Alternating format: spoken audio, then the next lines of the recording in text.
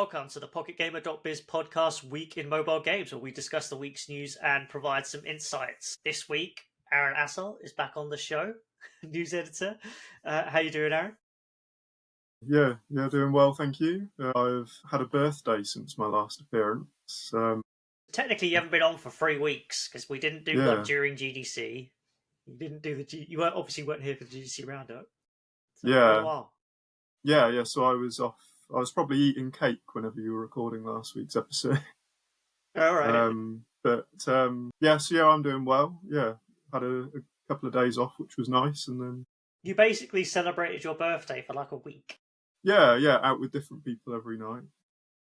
I was making up for lost time. I missed a couple of birthdays. Pandemic started like 3 days before my birthday. While I was at uni. So I was in the midst of making all these plans to go out with uni friends, and then I was back home and locked down for my actual birthday. Yeah. So I've been making up for it ever since. Busy couple of days. Did my first escape room, which was very fun. Cleared it in... You smashed it as well. Yeah. So we had an hour. We did it in 31 minutes. So crazy. Topped their leaderboards, which was, I feel like I've set a high bar now, though. If I go and do another one, I won't be able to fail it. So what have you been up to? I haven't really been up to much. Just the usual. Playing some StarCraft. Actually, at the weekend, we there's in a town nearby to me. So I basically grew up in Hertfordshire, and there's like a rooftop bar that I just never heard of in my life. I don't know how new it is. And then you go, I think it must be quite new, but you go there. It's really nice. It's like a London sort of bar, but not in London. So it just looks really nice. Not many people know about it. It's just not crowded either at the moment. You go there, and it's basically the entrance to a barber shop, and there's just like a bouncer there. There's no sign to say what this place is called, that there is a bar there. And then so you walk in, and then up like 3 flights of stairs, and there's still no indication that you're going to a bar. The only indication where you're going is to a barber's. And then you get up there, and it's like this lovely looking place, lovely drinks. My friend will be furious for me saying this in public, just in case more people find it. I was under strict rules not to talk about it, so I thought I'd do it on a podcast. But on this episode, we're going to talk about the huge news that has dropped today. We're recording slightly earlier than we usually do. We're going to talk about the Nintendo Switch for the majority, if not all, of this podcast. If there's time, we will talk about some more mobile relevant news. There have been some big stories over the past couple of weeks. Before we get into all that, as usual, we're going to do the obligatory shills, if you like. So our conferences that are coming up. Dubai Game Expo Summit, powered by Pocket Gamer Connects, is next up, May 7th and 8th. PGC Barcelona, which seems to be proving very popular already, June 3rd to 4th. PGC Summit in Shanghai, 30th of July. PGC Helsinki, October 7th and 8th. Later this year, we'll have Jordan, maybe somewhere else. And just an FYI, I'm in Gamescom Latam at the end of this month. So if anyone wants to meet me there, drop me an email, message me on LinkedIn, we can talk. So we're going to jump straight into it. Nintendo Switch announcement today, and we'll go through the games, some of the features, and the price. But I guess just a very quick snapshot. So yeah, Switch 2, it looks basically more of the same, I guess. It's just better tech inside. It's gonna cost £395 or £396. They caught me out in the UK. So we'll start with the games. Mario Kart World is going to launch Switch, so that's the big title. I think it looks pretty great. It looks like Mario Kart, but this time they've got like an open world style to it, which I wasn't sure from the trailer how, like, I know it is based around this, but how integral it is actually to the gameplay. It looked more like sort of chilling in the open world rather than that was a key element of it. Yeah, no, it seemed kind of like there's just going to be a lot more maybe like side content to do, or like party modes, and just generally roaming about looking at stuff. Because it's hard to see quite how that's the optimal way to race if you're going off road into the wilderness. But it's a pretty nice addition, right? Yeah. So in a way, Mario Kart 8 is just like the pinnacle of Mario Kart. What do you do after that? Yeah. So I think this is quite cool that you get the tracks, the races, now with 24 players on, which just Yeah, I think sounds so. ridiculous. Like, that's going to be very rage inducing. If you Yeah. get like blue shelled at the start, then a bullet bill, a star, a red shell, then before you know you're 20. And I think they said that as you get to certain like checkpoints, like the players at the back will get knocked out. So I guess by the end it will be more kind of standard Oh, was it? I numbers. thought that was like I thought there were different modes. So like, Maybe I thought that's there was the slated for the standard, mode then. Maybe I and missed then that I bit. thought there was the mode where you just kind of keep racing through the different Right. tracks. And then yes, I thought well, they might actually throughout this lifetime, I'm sure they'll kind of keep updating it with new content. So there's probably a lot they could potentially do down the line with Yeah. DLC or just regular updates, whatever they want to do with the open world style. So I think it adds a lot more potential to the game than it might otherwise have. I think it's probably been in progress for a long time as well. So I've got quite high hopes for like how big it is going to be at launch, how much there'll be to do, because like Mario Kart 8 on the Switch is a port of the Wii U Mario Kart. So the last actual new one, which was 8, was in 2014. And so I imagine, obviously they plan to port 8 to the Switch, which they did in 2017. I doubt they expected it to become like the best-selling Switch game and still sell so well for like 8 years, which fittingly with Mario Kart 8. So I suspect this has been in development for quite a long time and was probably originally going to be the Switch, and then they just didn't need to release it. I mean, it's their biggest IP, really, Mario Kart, though, right? So I'm sure they kind of expected it to do very well. Yeah. So I think it was the best-selling Wii U game as well, but that wasn't such a high bar. But yeah, like I wonder. I doubt that they expected to stick with the same one throughout the whole Switch life cycle. Well, I feel like actually they kind of. I would actually say that they release kind of one of these. I'm trying to think back if I'm actually correct in saying this. I feel like I am. They basically release a console and then they kind of have one title per IP Yeah. per generation. Now, obviously, Zelda was a bit different, Mm. but like Yeah, that's Tears of the Kingdom generally was true. supposed to be an expansion Yeah. thing, right? Which they turn into a full game. And then they have like one big 3D Mario game. There might be some crossover, but usually that I feel like that crossover, like say with Twilight Princess, it Mm. was for the new console, Yeah. but it was also on the current one. Was Breath of the Wild the I was same? going to I say think Breath it of the was. Wild was the last thing that ever happened. So I feel like one per generation ish, maybe give or take a 2D Mario. I can't remember. I feel like we'll have this, and that'll be it Oh for yeah, I Mario think that'll Kart be it for the Switch for the next too. 8 years. Yeah. Whatever. So some other games, they've got a big deal with From Software for the Duskbloods, which I was starting to think, is this as a Bloodborne sequel? No. But then one of the characters changes into a dinosaur, and I was like, oh, this isn't even From Software. And then it says, yes, this is a From Software exclusive, no less, coming out, I think, next year. I think that is a major coup for Nintendo. One, just having From Software, Sony must be like, what the hell? We invest in your parent company. We had Bloodborne. Come on, where's this exclusive for us? And you wouldn't expect a game like this to be exclusive for a Nintendo platform. Yeah. So interesting the direction I think Nintendo's going. That they are known for basically family friendly kind of kids games, but all ages. And I think they've always tried to sort of push a little bit into these Mm. adult games, but the publishers never really supported them. Nintendo Switch is been such a massive success. I think publishers will now all want to be there. Yeah. And when you've got a more powerful platform, we'll see how it does for the eventual PlayStation Xboxes, but it's kind of releasing in a bit of a sweet spot at the moment, I'd say. Yeah. The Switch 2. That, yeah, everyone wants to be on there, and they're even, God knows the money that was involved in this, but the fact that there was any money involved in making this happen, again, says quite a lot. So I was quite impressed to see that. I think Bloodborne was a huge seller, I think, for PS4 when it came out. So yeah, I think this is good. This is the kind of thing that makes me want to get the console. We'll go into a bit of that, what we think of it overall later.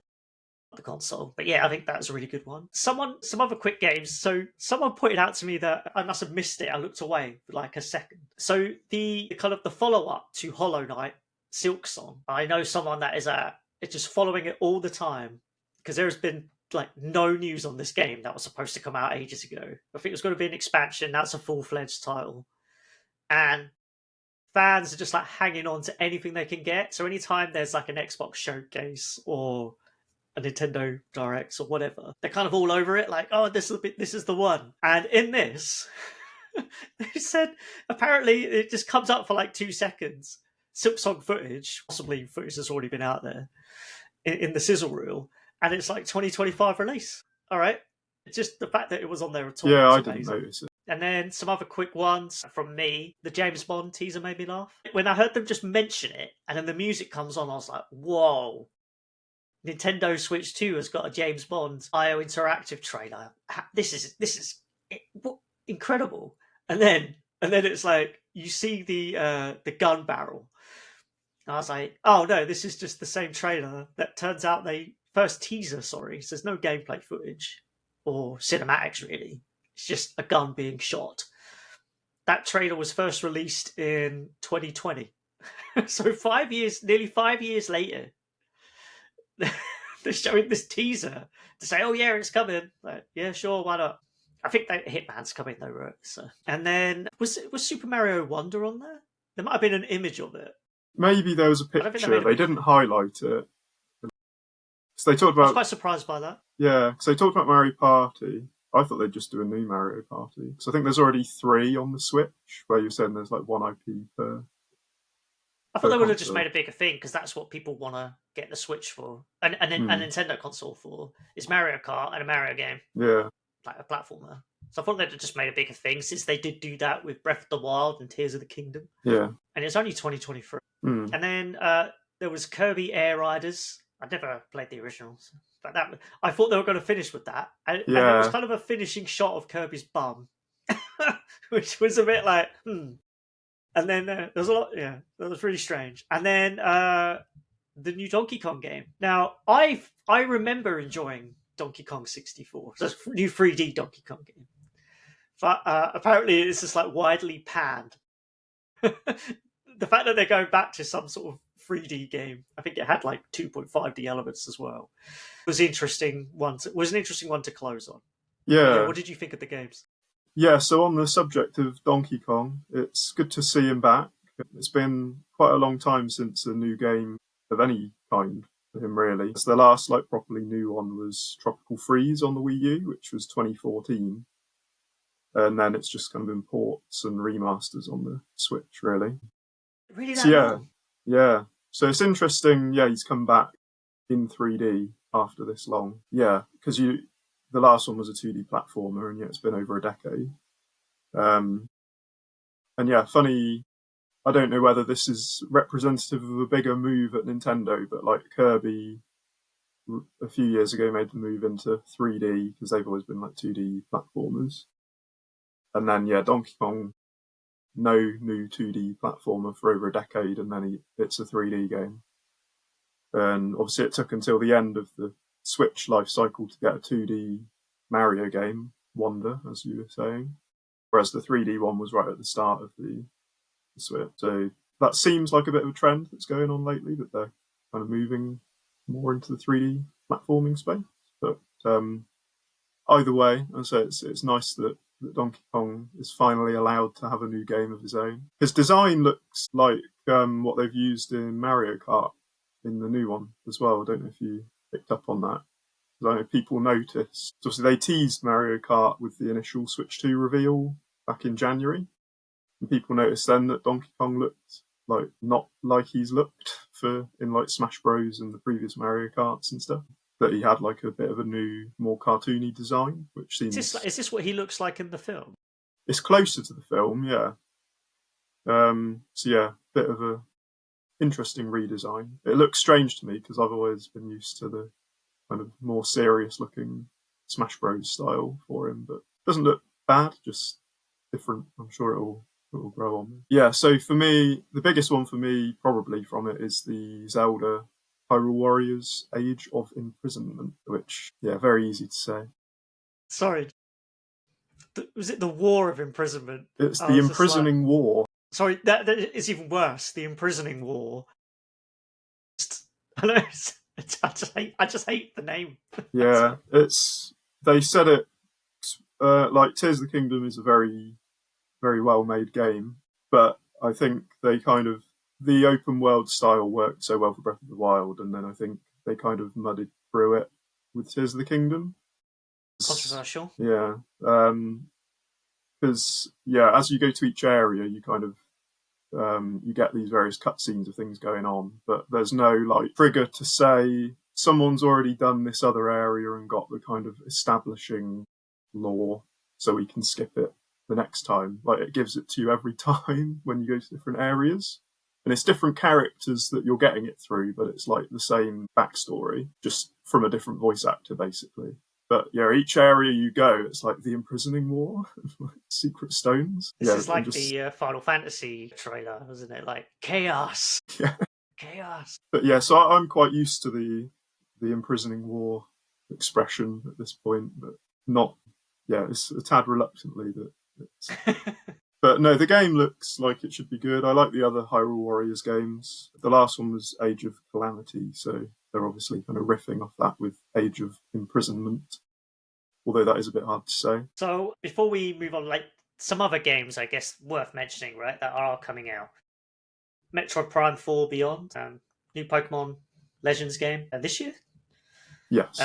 We mentioned Breath of the Wild, Tears of the Kingdom, and then again a lot of third-party games. They're already out, but obviously that big exclusive that we mentioned. But other games like Elden Ring was another big one. Split Fiction, EA Sports FC, Madden NFL. That's kind of great to see. Cyberpunk 2077, like the ultimate version, I think. What else have we got? I'm just reading from a list. Obviously, Fortnite. Yeah. Professor Layton, forgot about that. Civilization. I mean, a lot of these games you probably kind of expect on a console, but the fact that they're all coming to Nintendo's platform, like Hogwarts Legacy was on there. So there's a lot, and then if you get an online subscription, then you can get the GameCube games, Yeah, as well. So there's a few of those coming at launch. So I don't think like I was talking to someone earlier, and I was like, if they'd have launched a month later, there'd be like a couple more games released. So the launch date is I don't know if we said at the start, June 5th, and pre-orders open from April 8th in the UK and 9th in the US. So I was like, just launching a console with no games other than new Mario games, I Kart. guess, Yeah. of the Mario Kart, which is obviously a massive one. But then I was reminded that happened before. I think Breath of the Wild was the exclusive game for Switch One, and then that was kind of it. For quite a long time. So I think my 2017, I got Breath of the Wild, and then a third-party game called I Am Setsuna, and then that was like it. That was everything I had until like October. So like March to October, and it was basically just Breath of the Wild. And then there was a Fire Emblem spin-off, and then it was probably another like year before I got anything else new on it. So they can get away with it, but yeah, it's a little bit. If you're not a fan of whatever the launch like franchise is, then you're a bit stuffed for a while. Well, that's why they had to have Hogwarts Legacy on the. Yeah. I was like, we've got to show something. A big game, though. That's a good game.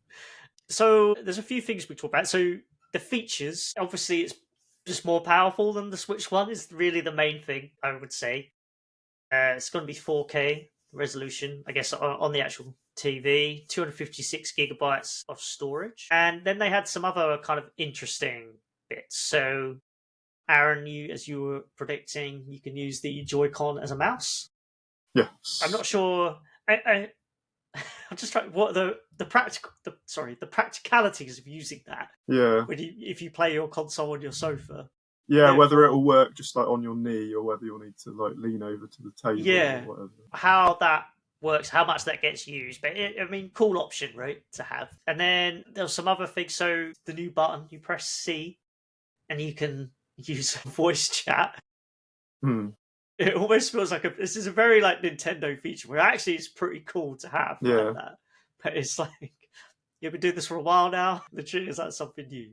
I quite liked on the screen that they had. You could see other people. Yeah. And you could even see them play. But man, the frame rate on watching 3 other people play was awful. Yeah, for that to be like what they're showing in the Yeah, presentation as well. that was really bad. I think the idea is amazing, Hmm. to be honest, because it kind of brings you bit. The way they showed it, obviously, was they had the 3 screens at the bottom, and then your one on the main, like as the big large screen.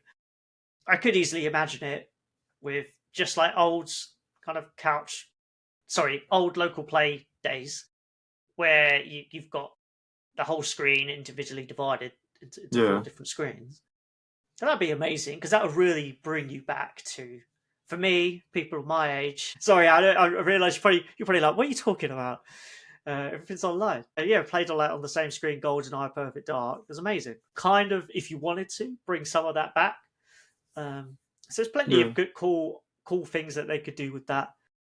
The frame rate, though, yeah, that would really bother me. yeah, yeah. It did look a bit choppy. When it comes with its own camera, so it's kind of like the Kinect is back, the PlayStation camera's back. Yeah, Nintendo's finally arrived. They're like, this sounds like a good idea.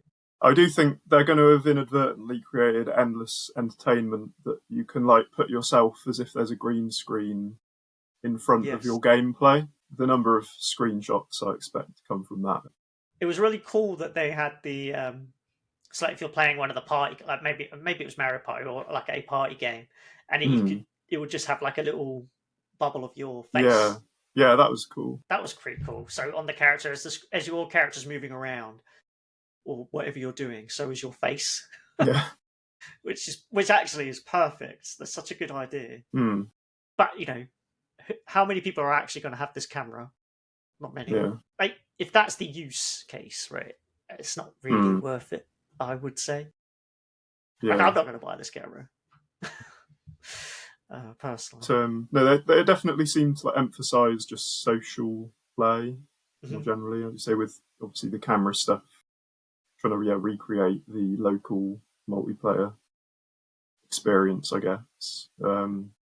And yeah, obviously, like voice chat is nothing new for the industry, but to have it like built into the console, I'm curious how it works because the microphone's attached to the actual console itself that you dock. yeah, So if you're not holding the whole thing, you're just holding the controller. They did say in the direct that don't worry, yeah, other noises it won't pick that up. I mm, was like, really? yeah. No, they might be correct. That's a tough one, and I sit pretty far away from the Mm. console, to be honest. Any other thoughts on any interesting features, Aaron? So hardware-wise, I think so. They said it's an LCD screen. So I think they've gone back from OLED there. So I guess we know what the upgraded version will be in a few years' time. But it's nice they confirmed it's the handheld screen. So I know by like modern standards that's not asking for a lot, but I'm pretty sure like the regular Switch, the handheld mode was 720, which you don't really notice at the size it is.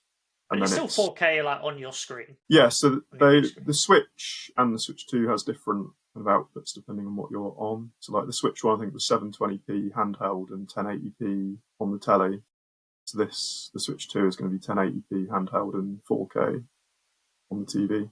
Yeah, which would be a nice upgrade to have. They said it's going to be able to run at 120 frames per second as well, which as a non-PC gamer, I don't even know what that looks like. That's going to be interesting to see. Might prefer my nice stable 30 FPS. Missing out. Yeah, You were looking at the voice chat yeah, frame rate when it was really clippy. You're like, this looks great. yeah. They've really improved it. But yeah, so obviously, yeah, good to see that there's some kind of hardware improvements. I was a little bit. I'm sure it'll look good. They said it's like HDR and stuff, but I really like my OLED screen.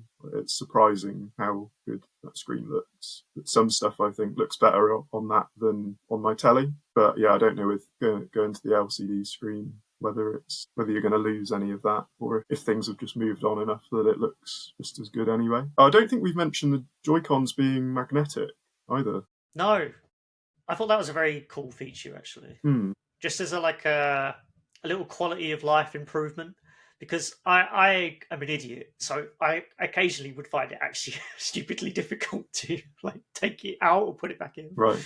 So that I think that's actually so much better. Hopefully, they're going to release some kind of attachment to the old Joy-Cons so that you can like magnetically grip them to the Switch, because otherwise, presuming Switch 1 games will still be, like for multiplayer at least, you might want to use your old Joy-Cons rather than have to buy multiple sets of new ones. You know, if you've got friends round, because some people do still play local multiplayer, it would make sense to be able to use your old Joy-Cons at least on the Switch 1 games.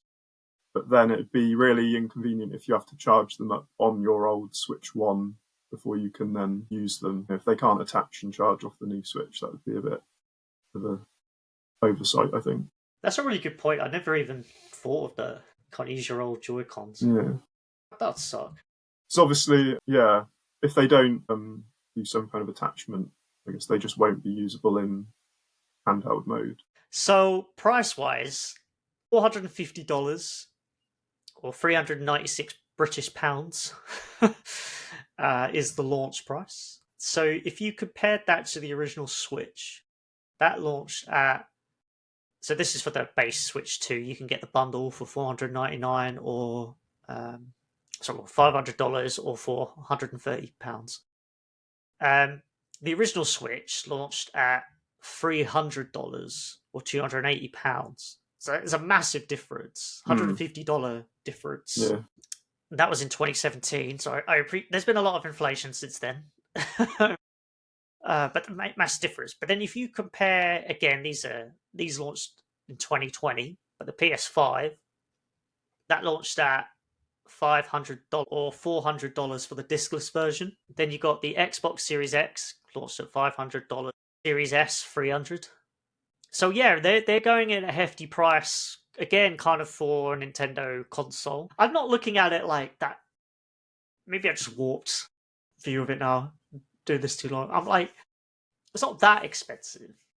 Like it is. But then if the PS5 was already more expensive than that, as was the Xbox Series X in 2020. So $450, £400. Maybe they found, I feel like personally, maybe they found like kind of a sweet spot there. Like they want to make as much money as possible, obviously, but they've not gone too cheap. I think they're not having to compete with, well, I mean, they are having to compete with PlayStation, Xbox, but, well, PlayStation anyway. Yeah. It feels like a good price. The thing that puts me off, which I guess kind of sums up my overall feelings about the console, it's just not enough games, new games that I'd be interested in.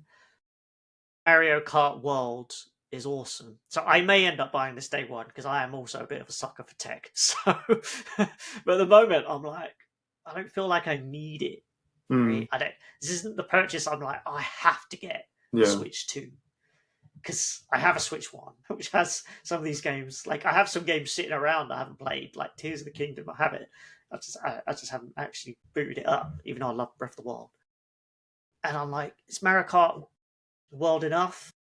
Is it going to be different enough from Mario Kart 8, which I played too much of? So yeah, I feel like the price is okay, but nothing's making me go, I'm going to buy this day one. But what do you think of the price, and I guess overall? Yeah, in the kind of context of the other consoles and just the price of the Switch at launch, it feels kind of fair, and you can understand the price point. Obviously, it is high for a Nintendo product, but yeah, it's been over 8 years since the Switch. So that was £280. So obviously, it is a jump, but like just over 100 more in 8 years for better tech and stuff. It feels acceptable. I don't feel like I'm going to get swindled in buying it. But it's it's about £116, oddly more expensive, or $150 more expensive. Yeah. So yeah, I think I'm okay with it.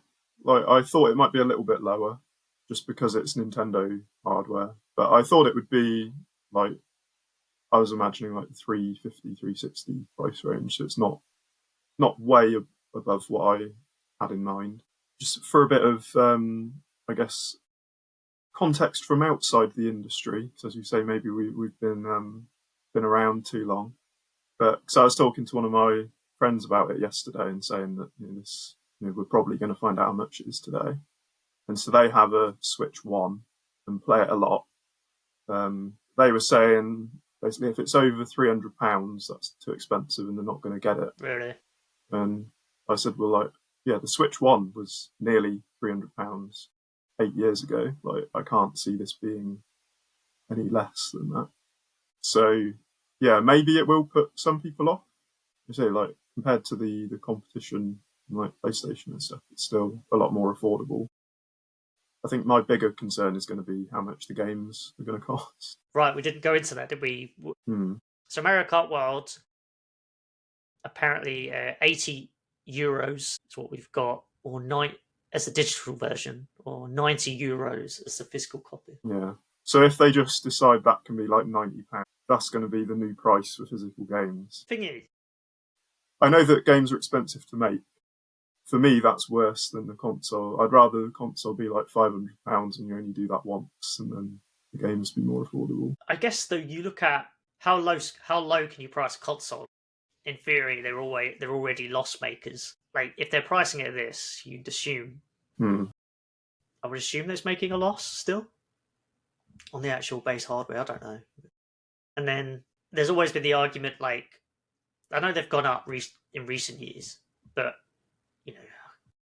games are priced too low because they haven't actually gone up properly with inflation over the decades, and now they kind of are.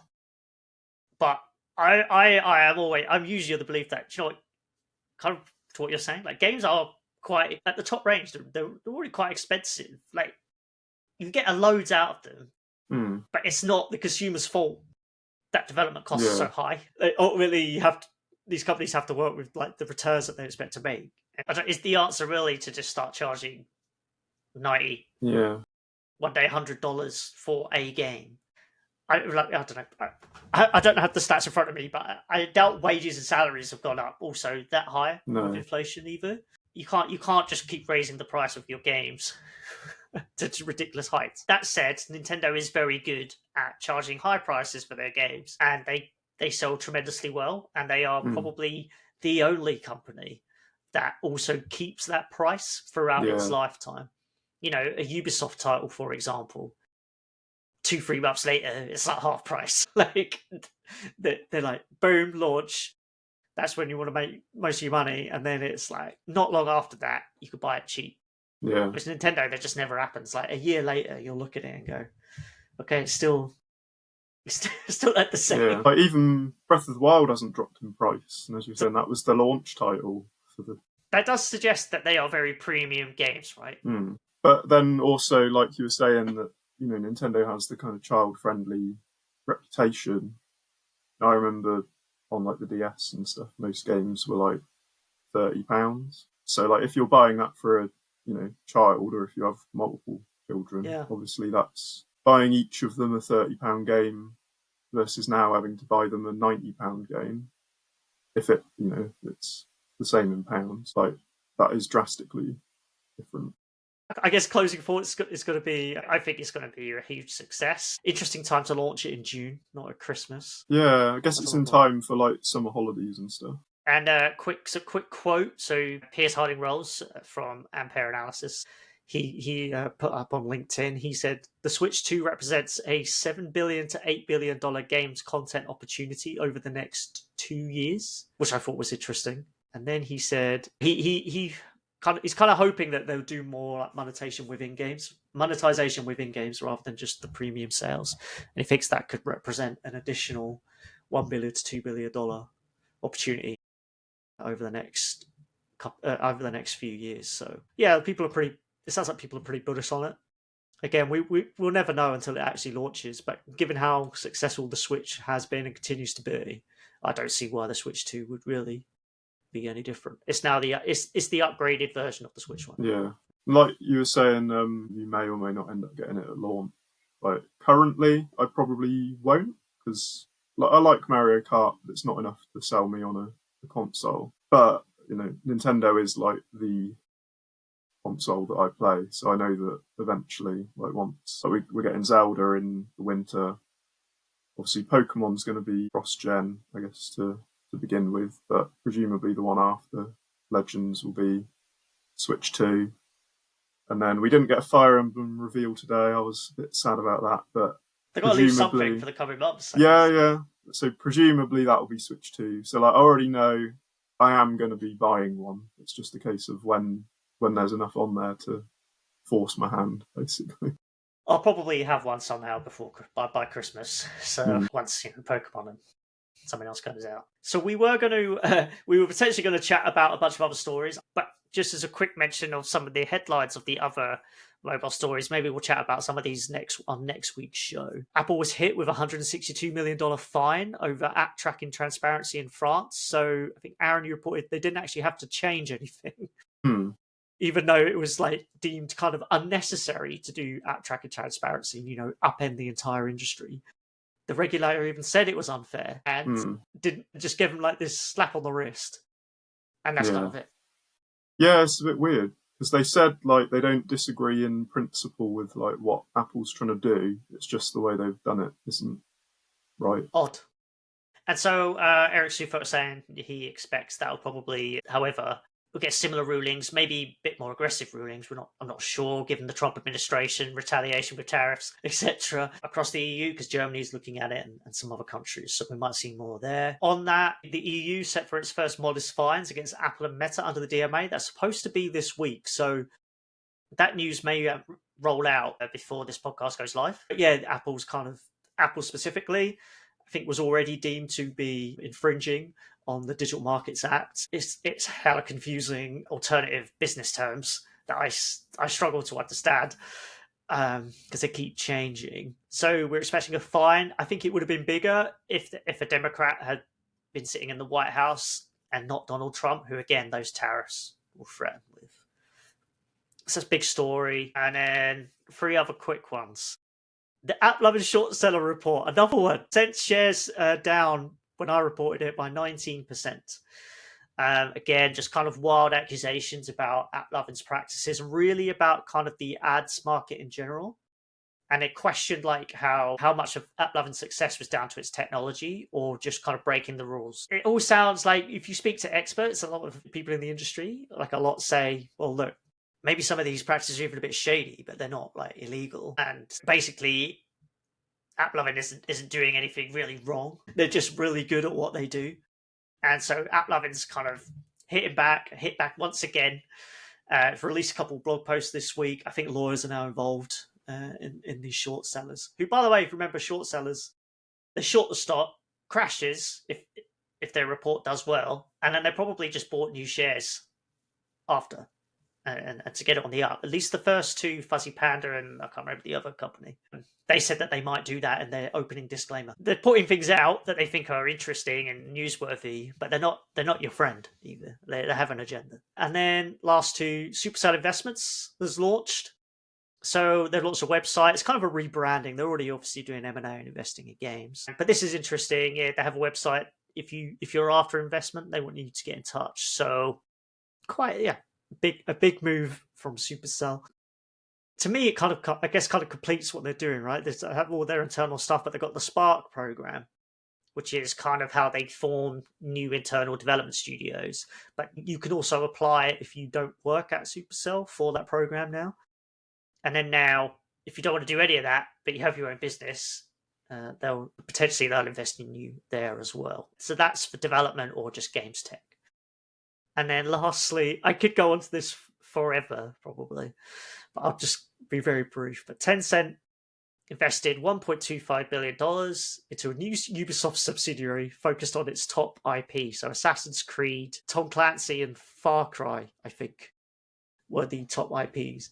And leaves a lot of questions open about really what's left for the rest of the Ubisoft business. Who's really in charge? Tencent owns about a 10% stake, maybe slightly less. They own a 50% stake in the Guillemot's holding company, which has the largest stake in Ubisoft. And then through this, they own a 25% stake in this, which is the subsidiary is basically Ubisoft as a whole company. Yeah, right? It's like everything but Just Dance. This is accounting nonsense, right? Watch Dogs and Just Dance aren't in there. Even in the new subsidiary, they're like, oh, and we may do new IP for kind of emerging technologies. So it's like, well, that's kind of against the whole thesis of the reason you put this together. One of the reasons. It's ridiculous. It's just like, I don't know, accounting nonsense. I guess there was a lot of issues with the company, right? Yeah. Appears to be on the down. Shadows has had a good launch, but they need more. And this is kind of their way of getting more. It's also Tencent's way. It would appear to me, I don't know if this is what they're. It does look this way. French law, if you own a 30% stake in a public company, you have to make a takeover offer. And it feels like Tencent really increasing its stake, like really influential, and then but not having to make that takeover offer at the moment. I'm surprised Savvy well, we don't know. I'd be surprised if Savvy wasn't in there trying to buy Ubisoft, because they did tell us. I spoke to the CEO Brian Ward, and he said, they want to make an investment in the PC console space. You would think Ubisoft was probably in a good position to be acquired. World-renowned IPs, kind of perfect, really, for Savvy, but I guess not to be. Maybe they'll go for CD Projekt after they've got a partnership now with Scopely, but we'll see. But yeah, that was a big one. Any thoughts on those, Aaron, before we go? You've reminded me of another Switch 2 point I meant to make. It was a shame, because with the Switch 1 reveal trailer, they showed all these like really bizarre use cases to show off that like it's a portable console, which I know they don't need to do anymore. But it was amusing at the time, because you had someone like in the airport huddled in a corner playing it, and then like you got on the plane and you see him, turn it into tabletop mode. Or you had people like playing basketball, and then as of course you would do, they go and sit down and play on the Switch and play basketball on the Switch. Would you just leave your Switch on the ground? Come on. And then like it shows like a lady playing in her house, and she sees a rooftop party on the horizon, so she takes her Switch over to the party. So I really wanted to see, what's new with her 8 years later, and check back in. She's still looking for rooftop parties. She's still up there. It never ended. Yeah. So I hope that down the line we get a trailer akin to that. On that note, thank you very much, Aaron. Exciting day. Glad to be back on a very Nintendo-themed one. Would have been a shame to miss it. Yeah, very excited. And thank you, everyone. Hope you're excited.